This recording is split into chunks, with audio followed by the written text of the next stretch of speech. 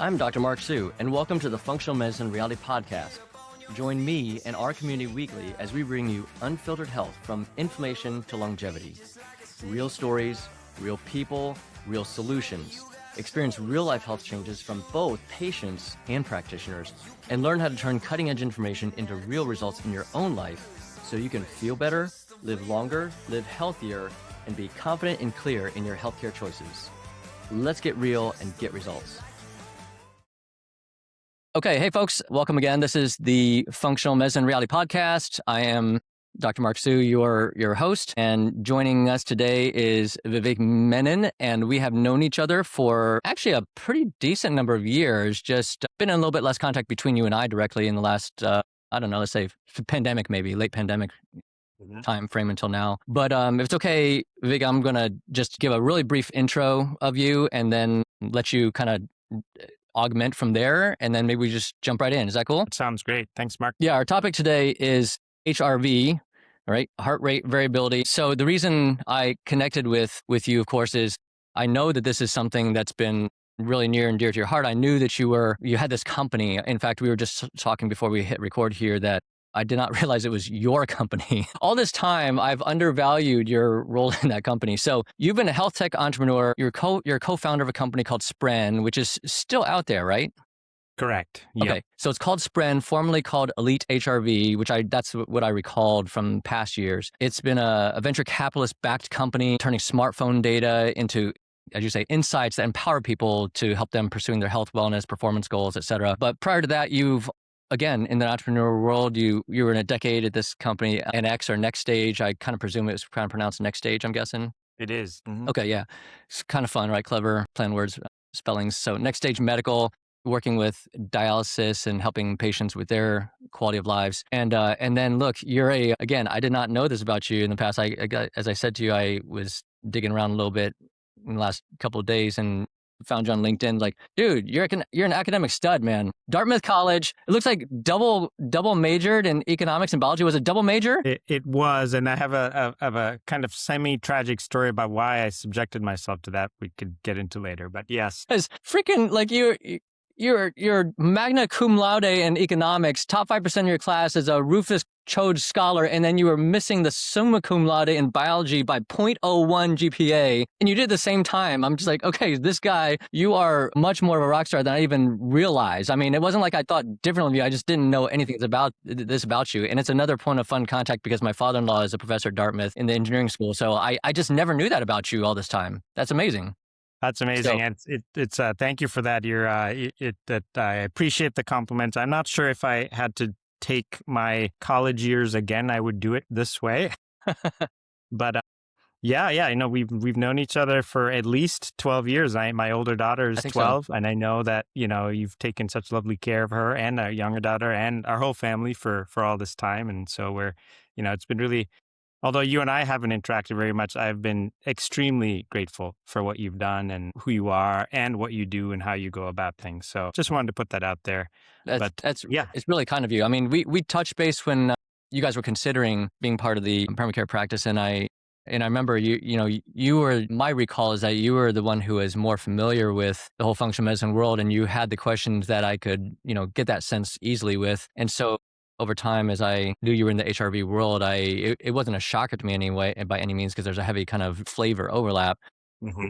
But yeah, we haven't really touched base as much, but I knew that you've always had a lot of interest in. So when I just in the last few days saw all these pieces about your background, it just, okay, I'm just glazing on you. It's just, you're a stud, man. It's like amazing resume. Well, I'm just embarrassed I didn't know those things before, really, quite honestly. Not at all. Then thank you. And well, I'm definitely looking forward to digging into the heart rate variability standpoint. I know it was one of the reasons why I kind of got into trying to learn more about functional medicine and also came across you. And there's some commonality between how you look at the mind and the body as a working machine of incredible complexity, and how HRV is, with its, pros and cons, is kind of like a check engine light for that, mind and body. So I not to presume, but do folks know about heart rate variability already and what it is and how it works and all the kind of boring scientific stuff? I mean, that's a really great question. It's too bad we're not live, right? It'd be awesome to kind of survey poll a crowd if we were. But I mean, I'd be curious your experience. If you're asking me, so that's why I brought this up, right? I wanted to look. You and I were just talking about how I asked you about this almost a handful of years ago. We had a phone call around it 4 or 5 years ago, and I find myself asking the same questions now that I was asking you or myself 5 years ago. And I think that's where, if we were to give the abridged version of what is on my mind anyway to bring forward to asking you about today, are sort of it might be just one or two things, one or two topics, and certainly one of them is just, hey, how applicable and meaningful really is HRV, or where have we come along in the last handful of years, and what's the future of HRV? Because speaking to your point, how many people know about or talk about it? I have a good number of people who ask about it, right? If you ask me in our patient population, and granted I'm not going to say that our primary care practices or RootSeek's virtual practice. So let's split that out. In our primary care practice, where we're a kind of a mix of some health enthusiasts and functional medicine familiar folks and more of the lay public, okay? Because we're not a typical primary care practice, as you know. I'm going to guess at least a third have some familiarity with what HRV is by name. Okay. I mean, there's a fair number of people who are talking about right. We can get into this Whoop Watch, the Aura Ring, or some kind of device. I'm not even familiar with which devices do or don't have it, but a good number of people have heard of it and have familiarity with it, right? Much less social media and all that stuff. In the RootSeek community, the virtual functional medicine consulting practice where we do it, it's a skewed population from the office practice. It's undoubtedly a much higher percentage, right? I would bet it's conservatively 80+%. Mm-hmm. So what's your experience about the lay public with HRV discussions? Yeah, I mean, it is. I think this will get into kind of where the value of HRV is and where it isn't, but it's that sounds very familiar to me. It's certainly higher than it was, a decade ago when we started. And so we were kind of the company that is now SPREN was then Elite HRV, and it was begun at a time when wearables didn't really incorporate it. Certainly, it was early days of the most popular wearable now, which is Apple Watch, and it was pre Whoop and Aura and all these things. And so our whole deal at that time was saying, hey, wait a minute, smartphones are getting more powerful. Everyone's networked. There's decent sensors around like chest straps and other things that are now sensitive enough to measure this biomarker. So why don't we try making it more accessible through an app? And that was the original kind of genesis of our idea then. And that was before it was kind of more mainstream. So I think, seeing where it is now, I can understand that there are several kind of subsets of the audience that really know about it and want to understand how to better use it. And I think they can find a lot more information now than they could in those days about, what it is and how to use it and who uses it best and how maybe it doesn't work either. And also, it's also so much easier now to just give it a try. And if it doesn't work, it doesn't work, no big deal. But, maybe before we jump in there, do you want me to explain a little bit about what actually it is for the 70% that aren't as familiar on? Yeah, that's good. Yeah, that's good. Yeah. Okay. So just kind of the high level consumer version of this, HRV stands for heart rate variability, but it's actually not a cardiac measure. It's looking at the nervous system. Isn't that confusing? Right. It should be called your nervous system score, something like that, your homeostasis score. But what it's actually doing is looking at the fingerprint of your autonomic nervous system, which is these two branches of your nervous system that operate without you really having to think about it, from fight or flight, which is kind of the crisis of the now, to rest and digest. And that's not just us. All mammals, it's a deep evolutionary capability. And what happens is, based on what's going on in your environment, a healthy nervous system should be responding to your organs and muscles and sensory, tissues to handle what it needs to do in the moment. And a healthy individual should have a quick and resilient response, kind of like a fluctuation. If a tiger's chasing you, should quickly be able to go into fight or flight, activate those muscles, turn off digestion, turn off reproduction, turn on your senses so you can, flee. And then when that's done, it should be the opposite. It should be turning on digestion, turning on recovery, turning on reproduction, turning on, all these other rest and digest measures. And so HRV, the way that the fingerprint of that activity does show up in different places in your body. It shows up in your pupils, it shows up in body temperature, it shows up in the sweat on your skin, but it also does show up in the variability between your heartbeats. So you can have a 60 beats per minute pulse and a 60 or 80 and 80, but they could be two very different 80 beats per minute. One could be like a metronome, another could be highly variable. And so that's the HRV we're trying to measure, and there's many different kind of statistical ways to measure it. Some of them get really exotic, and there's research on all of them, trying to compare them to specific kind of markers of disease, certain states of mind and body, etc. But at the grand scheme of things, the way to look at HRV is if your nervous system is performing well, then it should be sensitive and responsive to the stresses and when there is no stress. And in modern life, a lot of people, this is no surprise, I think, to anyone, tend to, for various reasons, controllable and uncontrollable, live in a situation of chronic stress that can be exacerbated by decisions or things that happen during the day. And so that's the key for the right populations on where HRV could be useful, either used directly through a wearable or through a coach or a practitioner or somebody else. I'll just pause there for a second to see if that made sense. No, I love that. I really appreciate you taking that time to explain that, because transparently, and if we would have had if we were to think back to the conversation from almost a handful of years ago, I wouldn't have been able to delineate that, right? Part of it's my mind goes into technicalities of, so what is it about the heart rate and this and that? And again, the name, just as you say, connotates something about the heart, right? So, and we know it's connected, then everything is connected, obviously, but I think just right off the bat, I wonder, I've never asked people, and I've never had the conversation to get enough of a intuition feeling, but I'm wondering for you, what's your sense of the general population when if they have a familiarity at all with the term HRV, maybe likely even know that the term heart rate variability, equate it to nervous system / stress management as a metric versus something about their cardiovascular health. What's your take on that? Yeah, I know from our company's so we've served over 1 million users, and one of the biggest questions, one of the biggest questions is how does measuring my heart help me with recovery?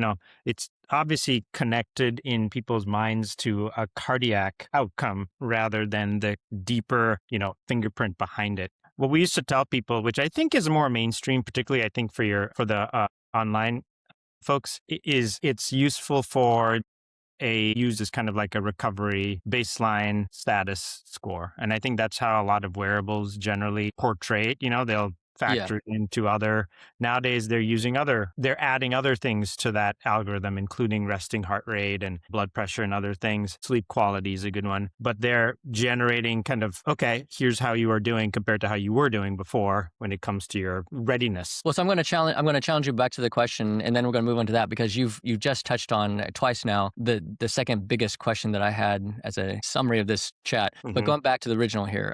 What if you were forced to give an answer from your experience working with the public, et cetera, through SPREN or through your personal life? What percentage of people actually have a meaningful association and recognition that HRV is about the nervous system regulation and stress management, let's say? So, I'd say it's probably less than, of the people that are familiar with HRV, I'd say maybe a third know that. Or really understand that, if even that. It used to be one of our most common questions of people that would come to using the biomarker. Yeah, that's my guess. I was going to say at least under 50%. Yeah. Conservatively. Yeah. And when you look at kind of like articles and more kind of, fluffier information that wearable companies put out about it, and they're doing it deliberately not to get too deep into science, they don't actually talk about that as much. They don't go down that rabbit hole of, you have these nerves that come from your head and your sacrum, and those are different than the nerves that come from the rest of your spine, and those go to your organs, these go to your muscles. So it doesn't really get into all of it. Well, because historically, where I've seen people talk about HRV is it's commonly the athletes, right? The athletes who are tracking all the more athletic and fitness minded folks who are tracking a lot of metrics because they're into it, right? They're health enthusiasts. And so that's where even myself included, I just equate and associate it more to do with cardiovascular fitness, especially where it says heart rate. It's easy just to do that. But I think that's a large reason why I'm bringing it back to the forefront here and asked you about doing this chat, because, you may not be aware, but in a lot of these podcasts already, the sessions prior to now, we talk a lot. several people and I have talked about, especially Mike, Schranz is an indoor environmental professional. He's a like indoor building inspector, right, for sick environments. And we talk a lot about this mold illness topic, which I won't go into detail here, but we talk a lot about the fight or flight. That people who've gone through a lot of health issues often deal with a lot of fight or flight. They've been told by a countless number of healthcare practitioners that it's all in their head or it's not real or whatever else, so they get traumatized there. Then they got stuff on social media that's just gaslighting them all over the place. And so this fight or flight thing is a very common topic. And so somewhere in the last couple of years or whatever, when it sort of just there's an epiphany light bulb in my head, and it was like, okay, wait, we were always talking about how it's so hard to gauge and assess what's happening with our, quote unquote limbic system or our fight or flight status, stress management. Everyone talks about stress, but how do we really gauge that? Ding, ding, ding. Oh, like, hey, HRV, we can use that for that, right? And then, but quite frankly, I don't know that I don't hear that are in the professional colleague community in the functional medicine world, not even conventional. I don't hear people talking about it in that context. And all of a sudden I'm like, wait, we're missing something here. I think. Yeah. So let me parse through that a little bit. That all makes sense. I think firstly, so yes, in the sense HRV kind of jumped the shark through athletic performance needs, particularly in endurance sports. And so I know for a fact that the bulk of our earliest users were, cyclists and long distance runners and people who wanted benefits on the margins of their training, typically around avoiding overtraining when what they needed was more rest and recovery. And in that situation, your nervous system actually has a pretty good fingerprint on HRV for that state or for trying to make a decision there, especially if you're measuring yourself consistently over a long period, days and days. And we can get into kind of how to measure and good versus bad ways and all that later. So just to be clear, I'm pretty sure I heard you right, but you're saying these athletes, they were using the metrics to say, yeah, am I pushing myself too hard and I actually need to tell myself and force myself to take a break? Because a lot of these people like push themselves all the time, right? Correct. Yeah. Wow. In fact, what they're doing is a very similar analogy to what your parasympathetic nervous system does to your heart. So your heart wants to beat at 100 beats per minute. The sinoatrial node wants to beat at 100, but your parasympathetic nervous system in the right moments should tell it to beat slower. HRV is a way to do the same thing for people psychologically who were conditioned to no pain, no gain, do that long run no matter what. You wake up in the morning, you feel terrible, but nope, do it. It gave them that external validation to say, you know what, you'll actually probably have better progress if you don't do a hard workout today. And so that was the original genesis. That's fascinating. If patients of mine who are more fitness minded like that are using it for that purpose, I'm not sure that I'm actually aware of it. I don't hear them like inferring that. So I'll have to start asking that more poignantly. Thanks for that insight. Yeah, absolutely. So that was kind of the original one. Having said that, I think you used the term the limbic system. It's not just athletic it's not just moving and exercising and training load that induces strain, good or bad strain on our system, right? And so if you have constant micro and maybe not so micro doses of inflammation through your lungs, through your digestive system, through kind of issues with your circadian rhythm, all of these other things, through mental stress, through emotional trauma, through all of these other things, those do leave fingerprints on your nervous system. And so, for example, those kinds of tracking, those kinds of things is a little bit trickier because it's not like, hey, I did a workout and I did this volume of training, whether it's reps or miles or whatever else. But if you can track long enough, like say, for example, you're part of the first responder population or you're in the military or in active combat, those kinds of populations can use HRV and other markers to kind of understand if, hey, maybe today's not the best day to, put in the 24-hour paramedic shift. And so that is another way to use it. I think it really comes down to what are you trying to track? What is your goal? Because if that isn't clear, then the value is going to be harder to find. And we could talk about a little bit more about what those can be outside of athletes or first responders. But where it started was in that population. Yeah, no, that's really fascinating.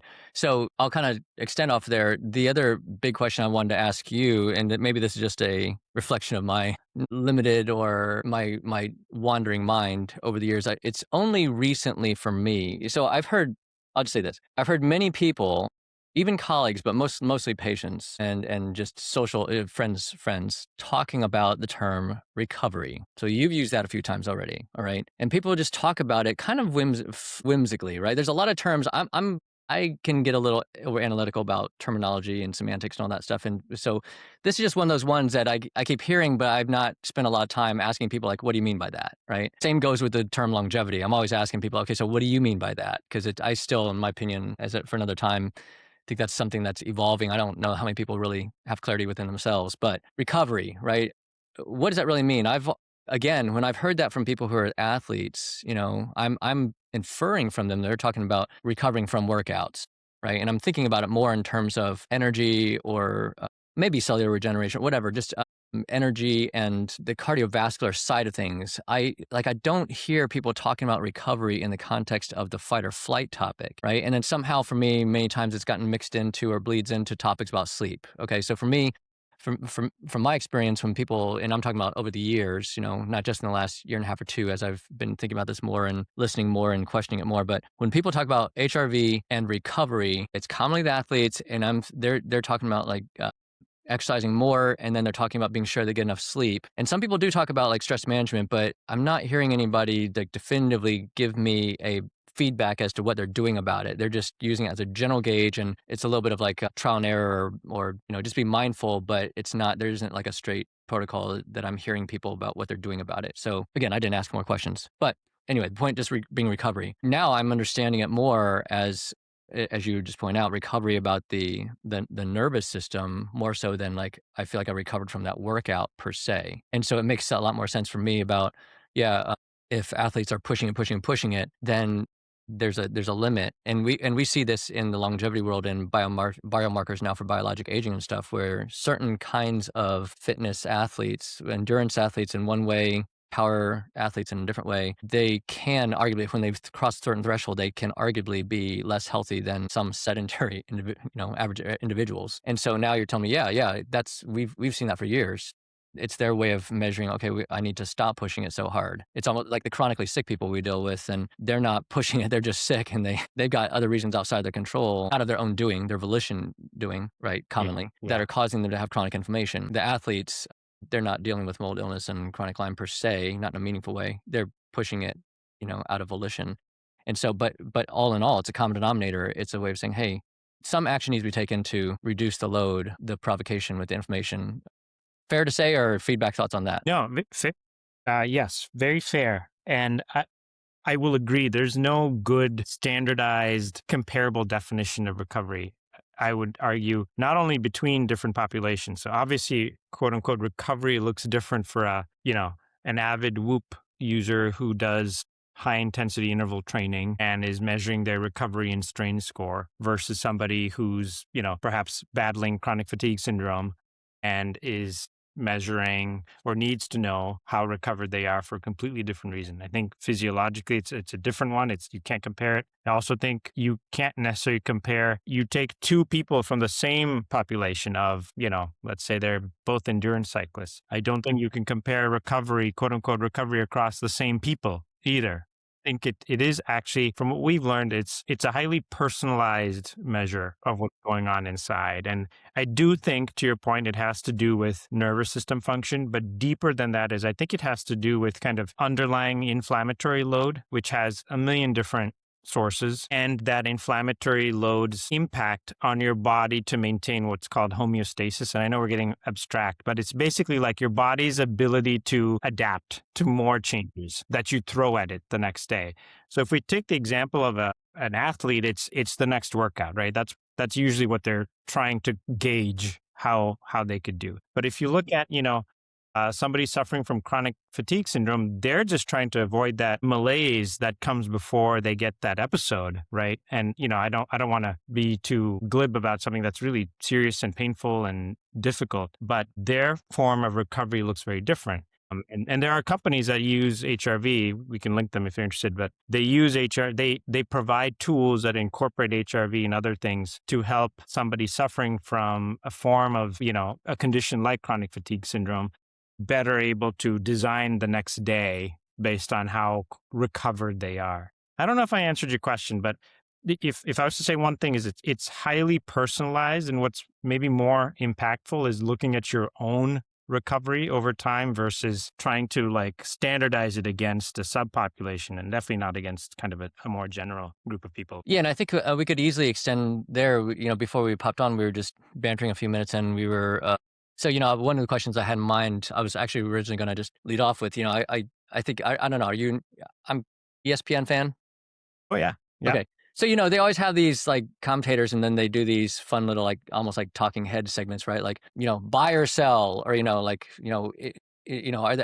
agreeable or are you not agreeable? And they come up with fun terms, right? So I was going to ask you like, hey, so right now as it stands, HRV trajectory going forward, like, buy or sell is is it on an upswing? Is it kind of like starting to become I don't want to say passe, but are other topics becoming more trendy and HRV is sort of being pushed to the periphery? And so we kind of skirted on that again before we jumped on recording, where you were talking about how there's various reasons why, perhaps arguably why the HRV has been hard to scale, right? In terms of either you weren't specific, but I kind of inferred as whether it's interest or utility. Easily we both agreed like, hey, yeah, conventional, I can't imagine conventional practitioners are they're not talking about it volitionally, and how much are they actually responding to patients talking about it? I have no idea, but I can't imagine as much. And I think your comment there, which is kind of like an epitome illustration of functional medicine, is that when it's very personalized, it's hard to scale when it's personalized. Mm-hmm.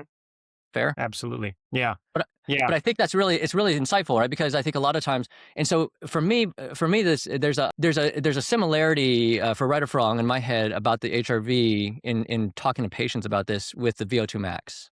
Mm-hmm. Right. There's a lot of different wearables and companies saying like, oh, we are in the biologic age now. I mean, it's all the board, all kinds of devices like, oh, we have a biologic age. And well, I mean, I know enough about it from my wife's work that you're basing it on one metric that the accuracy is extremely poor at the best.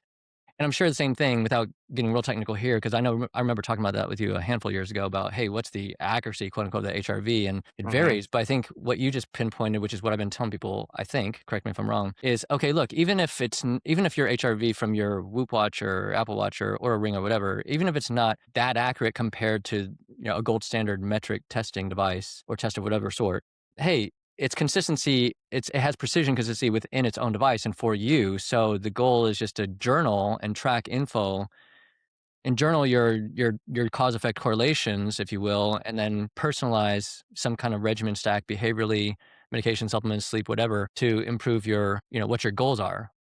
Right. Fair? Right. Yeah, absolutely. Fair again. And the one way we would kind of communicate this is if you're on a journey, right? Typically, if you're trying to do this, there's some sort of goal or destination you have in mind. Could be athletic performance, could be recovery from some sort of chronic illness or managing chronic illness. It could be just general longevity and wellness and healthy habits, what's healthy, what's not. And so you're kind of developing this movie of yourself. I mean, you're watching this movie of yourself. And the reason why is when you take measurements consistently over time, like you can with the wearable or with, dedicated check-ins versus like doing a very deep, in lab, highly accurate kind of institutional measurement of something like HRV, when you're taking lots of little measurements, you're kind of putting a lot of movie stills together to see the picture as it's changing and the stories being told over time. Versus if you have this gorgeous 4K image of yourself, it's still just one snapshot, right? And so, you know what I mean? Like that has its uses, especially if you're comparing that one snapshot against other snapshots. And so then you could be like, oh, your blood pressure, your heart rate, or your HRV, or your lab marker is definitely out of range for your population. So you could do that stuff. But the accuracy and sensitivity of the instrument and the wearables on your wrist aren't great. Let's be honest. It's a complicated place to get, you've got tendons and joint, you've got all kinds of things going on in your wrist, and there's movement and noise, and all of that actually can be forgiven if you're taking it consistently, which, for example, could be in the middle of the night at a certain point after you've gone to sleep, and you're looking at it over a long period of time. And so you can develop that movie and to give yourself some insight into, is what you're doing working or not for the next day, week, etc. And so going back to your ESPN question, I think as a talking head, I would say, yes, it's a buy. It was a strong buy, I would say 6, 7, 8 years ago, because there was this explosion of technology that finally made it possible to do it, on the wrist or the finger or, elsewhere. And I do believe that that progression of technology is going to continue and make things more accurate, more inexpensive, more accessible. We pioneered, and several companies do it, where you can take an HRV reading with your finger over the phone. And it's essentially a similar technology than what happens with the sensors on the wearable. I think it's going to be a matter of time before it's, embedded in a camera. And so there's, for HRV and other biomarkers of that sort, I think there's definitely a trend upwards to seeing more of it be available. And where success is going to come from is not who can make the best sensor and make it easiest to use or cheapest to use, but who can help the person with the goal, or the practitioner that might be having the kind of role where they're in constant touch, who can actually make sense of all this data and turn it into insights that actually make sense. Like, what the heck does this recovery mean? How do I use this recovery? What is strain score? What is, my daily readiness? What does all of this stuff really mean for my situation and my decision? Yeah. I love that. Well said. It sort of encapsulates how I'm resonant with it, because it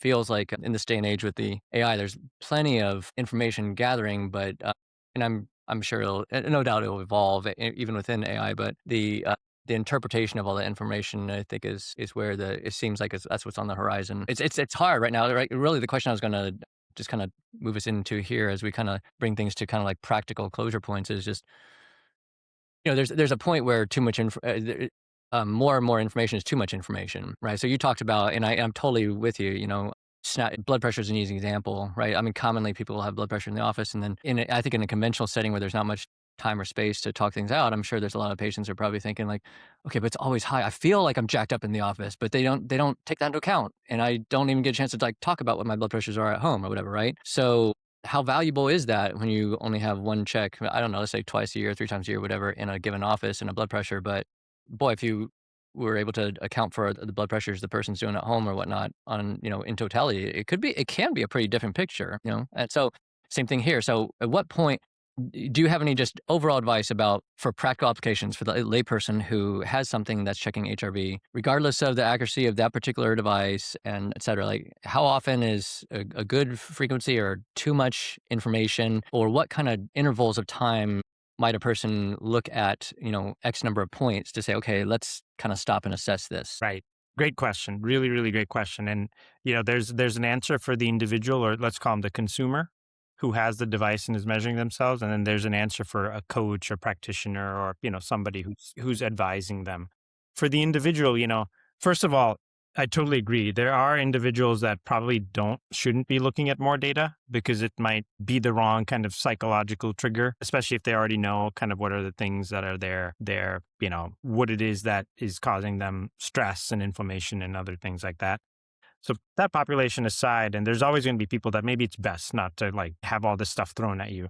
When it comes to something like HRV, once you start to get a pretty good baseline, and I know the wearables kind of all have their different ways of doing this. They don't surface the score right away, for example. They wait a few days until they kind of get a sense for we talked about it earlier, but kind of your personalized recovery patterns. Once you have that, I think it makes sense if the collection of the data is easy and just kind of happens in the background, and you don't have to sit down and take a reading, and it just happens because you're wearing the thing, then it's fine to look at it every day. Certainly fine to look at it when something is changing in your life, or you're under duress, or you're doing some sort of experiment to try to see, you're changing your diet, you're perhaps, doing a new workout routine, whatever it is. Maybe you bought yourself a fancy, sleep mattress, whatever it is. If you're curious about those things and you want the validation, or you want to see if the money is worth it, I think it's great to check something like this every day. And all of these apps that go along with these devices now have tons of journaling, and I'm sure I'm a little bit removed now, but I'm sure they're trying to figure out how to use AI to make sense of all the journaling and stuff that you're putting in there, and stuff that other people are putting in there. So you probably get some interesting information when you check it pretty frequently. I will say that you probably don't need to do this all the time. I personally would go through periods where I would use it and then I wouldn't use it, because, I'm okay. And our greatest success stories came from people who did it and then they stopped doing it. And we asked, you had this like 300-day streak of HRV checking. What made you stop, right? And they said, you know what? It taught me how to listen to my body. I don't need it anymore. I would know what my score was, what my recovery was before I even did the thing. And so for us, that's great because then you can apply that awareness of self going forward. Yeah. So, and then this is more for more of like a consumer mindset. It's very different if you're a practitioner and your task is different. For them, it really depends on what the role is, right? Most practitioners are far too busy to be checking in that often.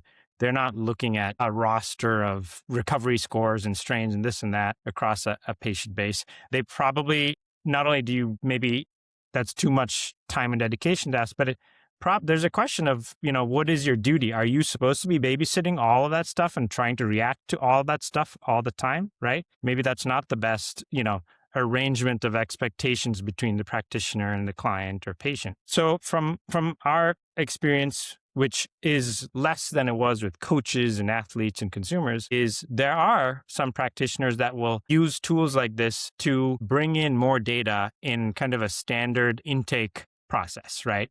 So you're catching up with the person, you're looking at the labs, you're looking at what's going on, social, emotional, you're looking at obviously the standard biomarkers, but then you might also be looking at like a generalized look at okay, what has been your near daily or weekly heart rate variability or your heart rate, resting heart rate and things like that. And even though that's very non-specific, there's like a pattern there that might be more helpful to you. And you could look at it and be like, oh, what happened here? Well, that was when, we decided to put our daughter in daycare and everything kind of plummeted for 3 months when we did that. No wonder you're falling sick, now. So anyway, you can't really do a daily check-in as a practitioner, but if you're looking for more information to help some of those decisions, then it can be useful. If somebody already has a wearable, is already gathering that data, it's easily accessible.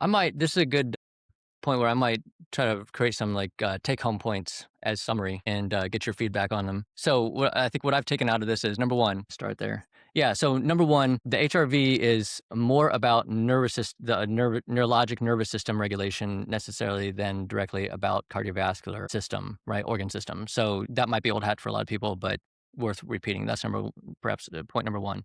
Point number two, yeah, there's differences in accuracy and sensitivity of the different devices, but we don't need to get hung up over that.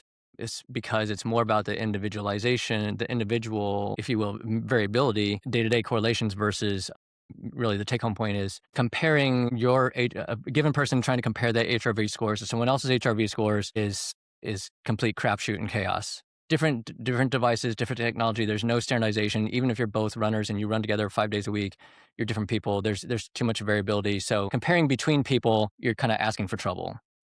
Okay, especially if you're not, the more variabilities, the more trouble you're asking for. And then number three, for some people, there's going to be a point of too much information, but you got to gather at the same time from the other side of the coin, the other side of the spectrum, you got to gather enough data points to make something meaningful of it. So being able to, really what it is really where I land with point number four, which is the person using the device, they've got to engage, they've got to do some work. They've got to do the journaling, right? So going back to your comment about like a practitioner, I hadn't really thought about it or experiences to this point, but if somebody brings me a bunch of points, then I could be left with, well, okay, what kind of variables did you introduce when, or were you controlling for, quote unquote, or did you even check this at the same time of the relatively similar time of the day, through these different points? How much variability is there from day to day? What were you actually after? And so the same thing, I've had an Oura Ring for a while, but I admittedly wasn't putting much effort into journaling cause-effect correlation, so I knew I wasn't really making the most out of it, right? And so the person with the device has to journal and do observation points to make it meaningful, and then bringing it in support with a practitioner, health coach, whatever kind of practitioner makes it that much more meaningful. But they can't do the first heavy lift step if the device user isn't engaging and making the effort as well, which I think probably reflects back on how helpful can it be in mainstream America, for the stereotypical, just average individual, perhaps. If they're not, I'm not being negative, but, if you're not a health enthusiast and you're not in it, then, if we're just expecting the system or any given practitioner to kind of like do it for you, then kind of asking the expectations are kind of mismatched. I agree. And that's great. That's a very clean summary of kind of the key takeaways. I think, it's a challenge that I think wearable companies are running into now, right? Is Mm. once you've got all those adopters that are keen to they're biohackers, they're highly goal driven, they're willing to tag or journal or context or whatever, and they all have different terms for that process of adding information that so you understand what's going on with a number or a score. But once you get past all that population, how do you get more people to use the technology, right? And so they're coming up with interesting, unique, creative kind of brand driven ways to do that. But from my perspective, it's very similar to yours in that it's for the right people at the right time.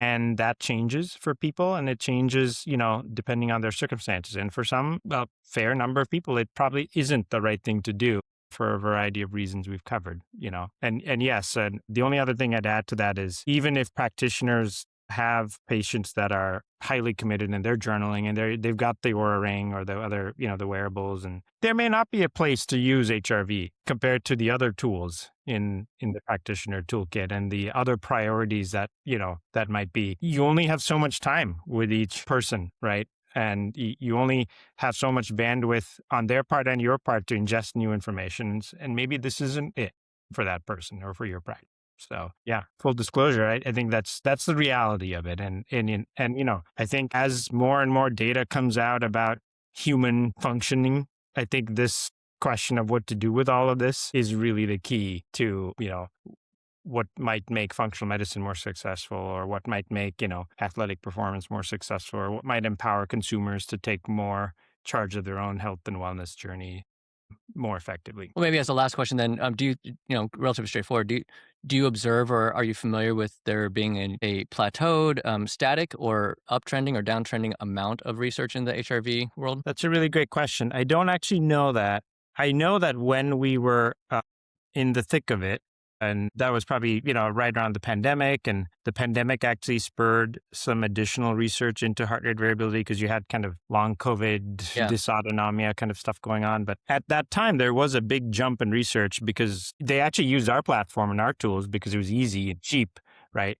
And so I don't know if that momentum has continued like it did back then, but I do know that, I don't think it's going to go away. I think there's always going to be this interest forever now in trying to understand the nervous system better because people have now understood how fundamental it is to our own functioning. So yeah, it'll stick around, and hopefully the information that comes out of it is something that can be used in a, more applicable way as we get better at it. Well, this has been really, really insightful for me personally. I know a lot of number of colleagues I know who do podcasting. One of the things they like most about it is just their opportunity to learn for themselves. That's not a primary agenda for me, but this has been one of those for me. It certainly was born out of patient care, intentions and purposes, but this has been it's been a high level of insight and benefit for me. So I appreciate that from you. Well, thank you. I hope it was helpful. And I know we got into some of the weeds when it came to, science and tracking and all of that, but I hope it's useful for them as well. And I think the good news now is if anybody's curious, it's easier than ever to try it, see. So yeah.